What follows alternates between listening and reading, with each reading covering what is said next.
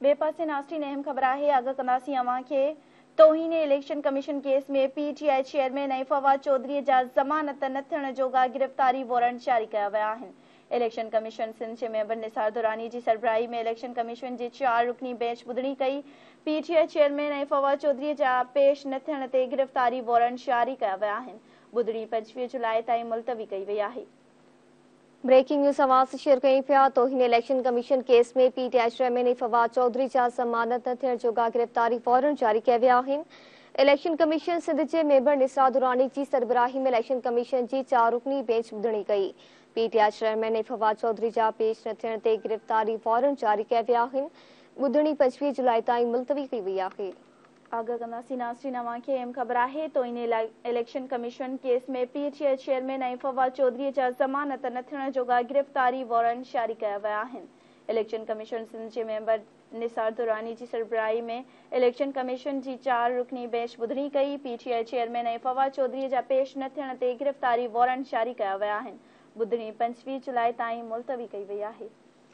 ख़बर आवाज़ शेयर कई पिया। तौहीन इलेक्शन कमीशन केस में पीटीआई चेयरमैन फवाद चौधरी जा ज़मानत न थियण जोगा गिरफ़्तारी वारंट जारी कया विया आहिनि। आगाह कंदासीं नासरीन अवां खे इलेक्शन कमीशन सिंध जे मेंबर निसार दुरानी जी सरबराही में इलेक्शन कमीशन जी 4 रुकनी बेंच ॿुधणी कई। पीटीआई चेयरमैन ऐं फवाद चौधरी जा पेश न थियण ते गिरफ़्तारी वारंट जारी थिया आहिनि। ॿुधणीअ दौरान 25 जुलाई ताईं मुलतवी कई वई। आगाह कंदासीं नासरीन अवां खे तौहीन इलेक्शन कमीशन केस में पीटीआई चेयरमैन ऐं फवाद चौधरी जा ज़मानत न थियण जोगा गिरफ़्तारी वारंट जारी कया विया आहिनि। इलेक्शन कमीशन सिंध जे मेंबर निसार दुरानी जी सरबराही में इलेक्शन कमीशन जी 4 रुकनी बेंच ॿुधणी कई। पीटीआई चेयरमैन फवाद चौधरी जा पेश न थियण ते गिरफ़्तारी वारंट जारी कया विया आहिनि। ॿुधणी 25 जुलाई ताईं मुलतवी कई वई आहे। ख़बर आवाज़ शेयर कई पिया। तौहीन इलेक्शन कमीशन केस में पीटीआई चेयरमैन ऐं फवाद चौधरी जा ज़मानत न थियण जोगा गिरफ़्तारी वारंट जारी कया विया आहिनि। इलेक्शन कमीशन सिंध जे मेंबर निसार दुरानी जी सरबराही में इलेक्शन कमीशन जी 4 रुकनी बेंच ॿुधणी कई। तफ़सील मालूम कंदासीं। ब्यूरो चीफ इस्लामाबाद नसीर चारण खां। जी नसीर, वधीक आगाह जो गिरफ़्तारी वारंट जारी कया विया आहिनि।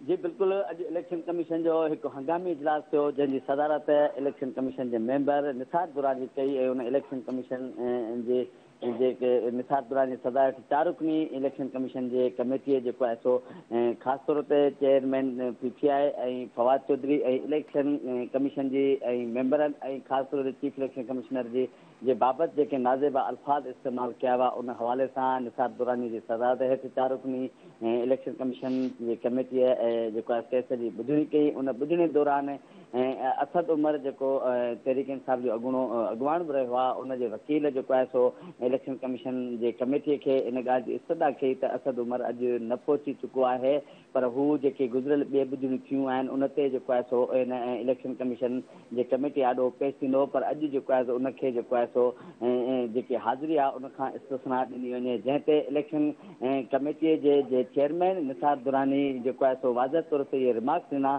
त असां केतिरा ई भेरा चेयरमैन पीटीआई ऐं ख़ासि तौर ते फवाद चौधरी ऐं ॿियनि खे नोटिस जारी कयासीं त हू जेको आहे सो इलेक्शन कमीशन जे कमेटी आॾो इलेक्शन कमीशन जे तौहीन वारे केस में जेको आहे सो पेश थियनि, पर उनजे बावजूदि न जेको आहे सो चेयरमैन पीटीआई ऐं न ई जेको आहे फवाद चौधरी इन इलेक्शन कमीशन जे कमेटी आॾो पेश थिया, पर जेके नोटिस आहिनि उन्हनि जो बि जेको आहे सो जवाबु ॾियणु जेको आहे सो हुननि मुनासिबु न सम्झियो, जंहिं ते ख़ासि तौर ते इलेक्शन कमेटी जे चेयरमैन निसार दुरानी इहे ई रिमार्क्स ॾिना त जेकॾहिं असद उमर जेकॾहिं अॼु या ईंदड़ पेशे ते पेश न थींदो त पोइ उन जा बि जेके आहिनि सो असां मजबूरनि जेके आहिनि सो गिरफ़्तारी वारंट जारी करे सघूं था, जंहिंखां पोइ इलेक्शन कमेटीअ जे मेंबरनि मशावरत ऐं उन्हनि जे वकीलनि जा जेके आहिनि सो दलील ॿुधण खां पोइ जेको आहे सो इन ॻाल्हि जो फ़ैसिलो कयो त छो न तहरीक इंसाफ़ जे चेयरमैन ऐं फवाद चौधरी जा जेके नाक़ाबिल गिरफ़्तारी वारंट आहिनि उहे जारी कया वञनि ऐं मशावरत खां पोइ जेको आहे सो इलेक्शन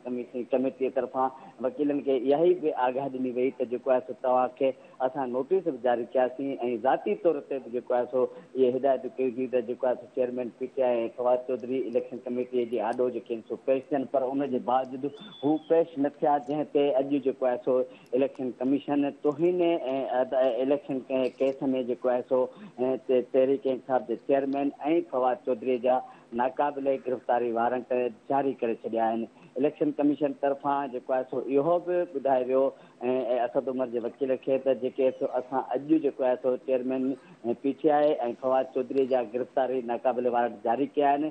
पर जेकॾहिं तव्हां ईंदड़ ॿुधरे ते असद उमर जे वकील खे मुखातिब थींदे इलेक्शन कमेटी जे मेंबरनि चयो त जेकॾहिं असद उमर ईंदड़ ॿुधरे ते पेश न थिए थो पोइ उन जा बि जेके आहिनि सो गिरफ़्तारी वारंट जारी कया वेंदा। अॼु जेको आहे सो इलेक्शन कमेटी जे मेंबरनि बाज़ाब्ता तौर ते जेको आहे सो ज़ाती तौर ते जॾहिं तलब कयो हो चेयरमैन PTI फवाद चौधरी खे उहे पेश न थिया जंहिं ते जेको आहे सो हुननि अॼु जेको आहे सो चेयरमैन PTI ऐं PTI जे अॻूणे इंफॉर्मेशन जेको हो फवाद चौधरी उन जा जेके नाक़ाबिले गिरफ़्तारी वारंट जारी करे छॾिया आहिनि। इन सां गॾोगॾु इहो ॿुधाईंदो हलां त चेयरमैन PTI ऐं फवाद चौधरी तरफ़ां न सिर्फ़ु इलेक्शन कमीशन जे चेयरमैन पर इलेक्शन कमीशन जा जेके ॿिए मेंबर हुआ ऐं मौजूदु मेंबर हुआ उन्हनि जे बाबति जेके सो न सिर्फ़ु नाज़ेबा अल्फाज़ जो इस्तेमालु कयो वियो हो पर उन्हनि खे जेको आहे सो हिकु क़िस्म जा थ्रेट बि कया विया जंहिं ते अॼु जेको आहे सो इलेक्शन कमेटी जे तरफ़ां जेको तोहिन ऐं इलेक्शन कमीशन जे हवाले सां जेकी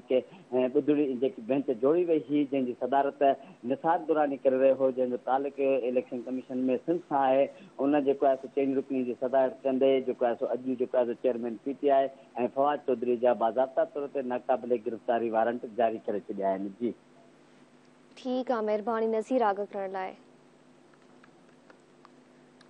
जी नाज़रीन, तव्हांखे आगाह कयोसीं तो हिन इलेक्शन कमीशन केस में PTI चेयरमैन फवाद चौधरी जा ज़मानत न थियण जोगा गिरफ़्तारी वारंट जारी कया विया आहिनि।